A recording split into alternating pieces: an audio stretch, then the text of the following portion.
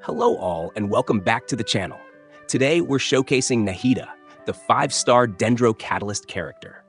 In this video, we'll highlight Nahida's raw damage potential and explore some of her best team setups to maximize her performance in different content, from the Abyss to tough combat events. For a deeper dive into her build, weapons, and artifacts, don't forget to check out my Nahida F2P guide. But for now, let's get straight into the showcase.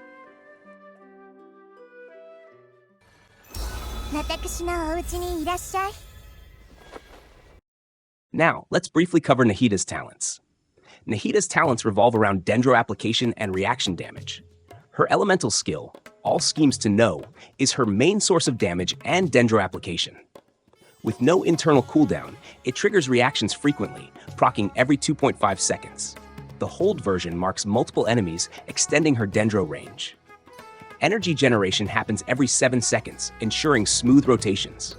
Her elemental burst, Shrine of Maya, creates a large AoE field and buffs her elemental skill damage and team reaction damage based on the team's element composition.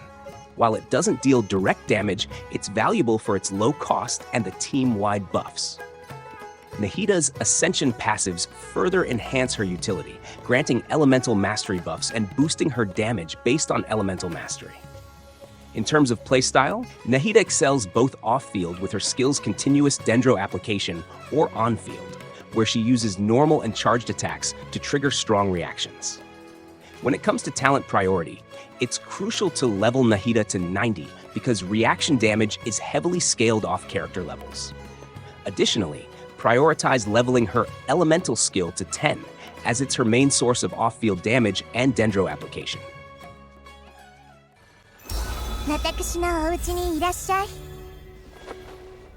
Now, let's quickly dive into Nahida's Constellations. This will be a brief segment because, honestly, 5-star constellations usually aren't worth your precious primogems unless you're a dedicated fan of the character or don't mind spending extra. That said, Nahida's Constellation 2 is worth considering if you're looking to significantly boost her potential. At C2, Nahida becomes a highly effective support, allowing Burning, Bloom, HyperBloom, and Burgeon reactions to crit with a fixed 20% crit rate and 100% crit damage. Additionally, enemies affected by Quicken, Aggravate, or Spread will suffer a 30% defense reduction for 8 seconds, providing a major damage boost for your team. So if you're contemplating Constellations, C2 is a solid stopping point. Beyond that, it may not be worth it for most players, so spend those primogems wisely.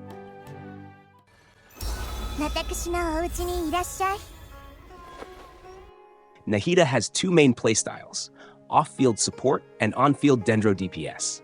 For these playstyles, you can choose between 2 types of main stats, either triple elemental mastery main stats, or EM for Sands, EM or damage percent for Goblet, and crit for Circlet. Thanks to her passive, Awakening Elucidated, you can effectively use an EM Goblet, which provides a maximum of 80% bonus damage and 24% crit rate to her elemental skill. For substats, it's beneficial to focus on EM, crit values, and energy recharge. When it comes to artifacts, the 4-piece Deepwood Memories set is her top choice for both playstyles, as it boosts her Dendro damage and applies a Dendro resistance shred for the team. If another Dendro character is already using Deepwood, you can easily switch her to other sets. Off-field builds are the most common playstyle since they focus on maximizing reaction damage. In this case, the Deepwood Memories set remains a top choice, along with Gilded Dreams, which is excellent for maximizing EM. For attack scaling teams featuring characters like Yemiko or Fischl, you might consider using Tenacity of the Millilith to buff overall team attack. If you're running Nilou Bloom teams, pushing EM over 1000 can significantly enhance Bloom reaction damage. Now, for those interested in the on-field playstyle, options include using Golden Troop to further enhance Dendro damage. Stay tuned, as I'll be showcasing detailed damage differences between artifact setups and substats, including the impact of various weapon choices in the next section.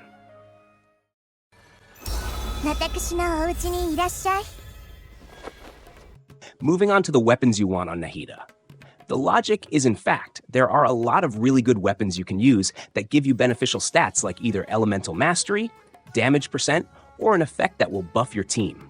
First of all, It's important to say that Nahida's signature weapon, 1,000 Floating Dreams, is usually going to be her best in slot.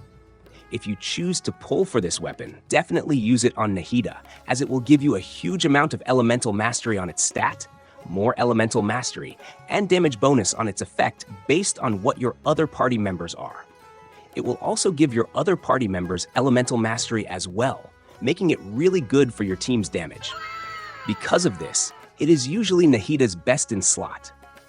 However, while this weapon sounds promising, it's not an ideal pull for most players for a couple of reasons.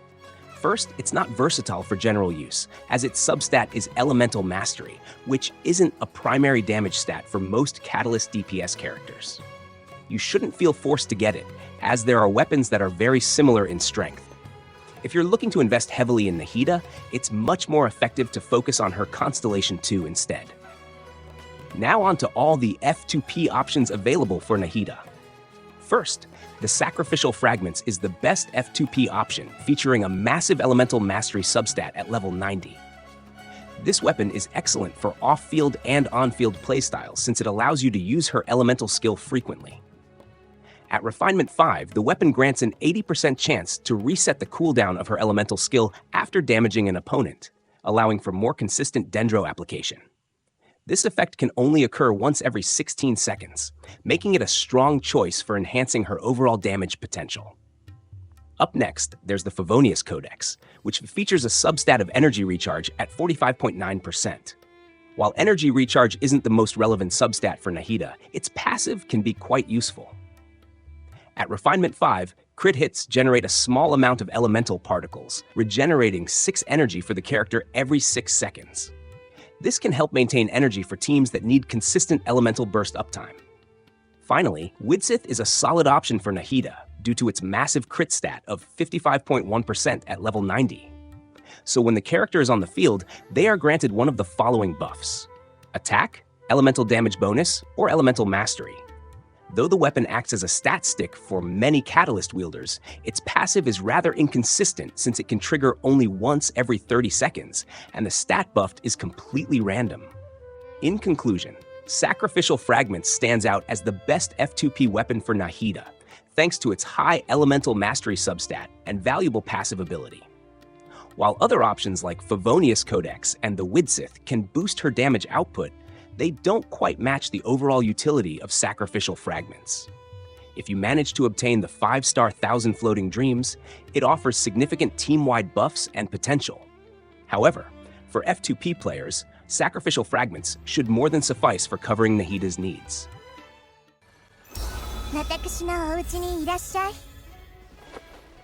Nahida excels in various team archetypes, all centered around maximizing Dendro reactions.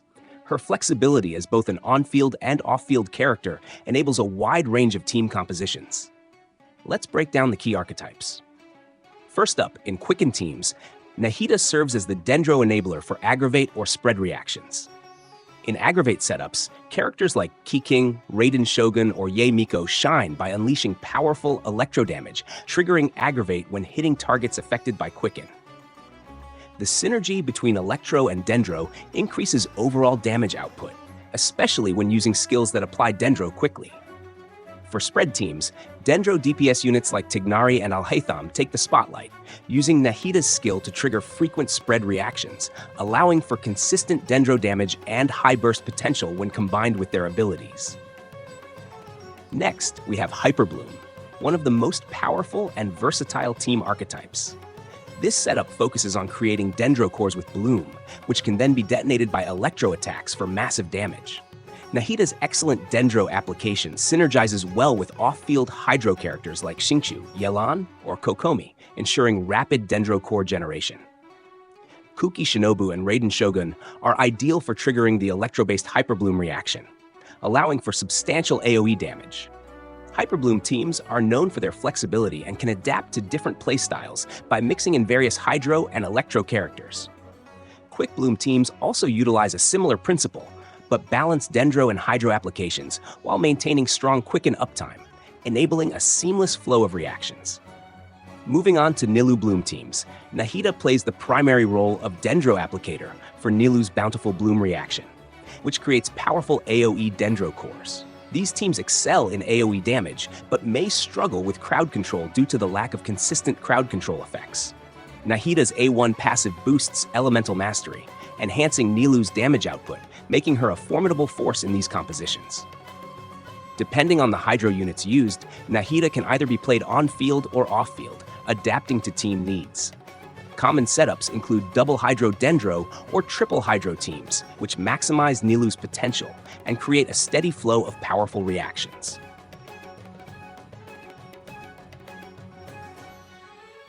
In Burgeon teams, Nahida helps create Dendro cores that are then triggered by Pyro for significant AoE damage.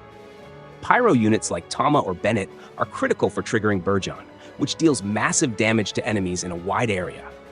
Hydro characters like Xingqiu and Yelan ensure consistent Hydro application, helping to generate Dendro cores effectively. Since Burgeon reactions deal self-damage, healing or shielding units like Kokomi or Tama are essential for keeping the team safe, allowing them to unleash their full potential without risking their own survival. This archetype can be incredibly potent in challenging content where burst damage is crucial.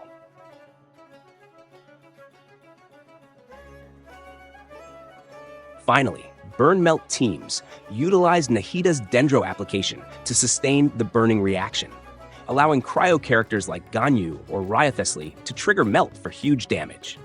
The synergy between Dendro and Cryo enables rapid reactions, increasing overall DPS significantly. Given the fragile nature of burning, having a Pyro unit like Bennett or Xiangling is crucial for maintaining consistent Pyro application, ensuring a steady flow of reactions while mitigating the risks associated with the self-damage mechanic. The versatility of Burn Melt teams makes them effective in various encounters, as they can adapt their strategy based on the elemental strengths of the enemies faced.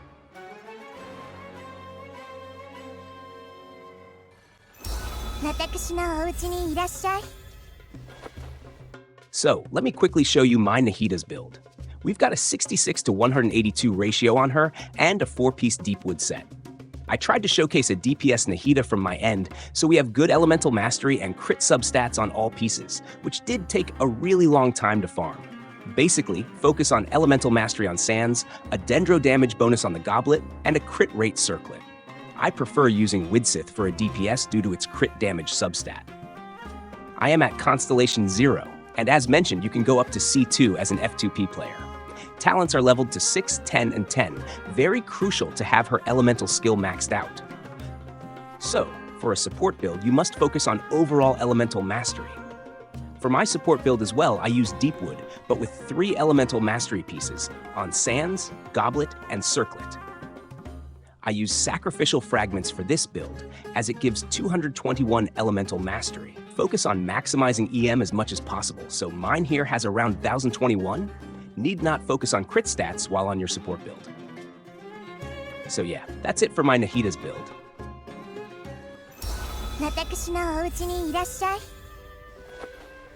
Let's talk a bit more about Nahida. Do I recommend her? Absolutely. I think she's still one of the best units in the game, even after over 2 years since her release, and there's no other way to put it.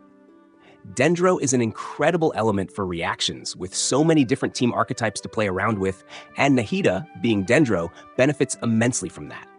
To put it simply, Nahida is an incredibly versatile unit. The fact that she can excel as both a main DPS and a support is something very few characters can do. Nahida can fit into almost any team composition, even today.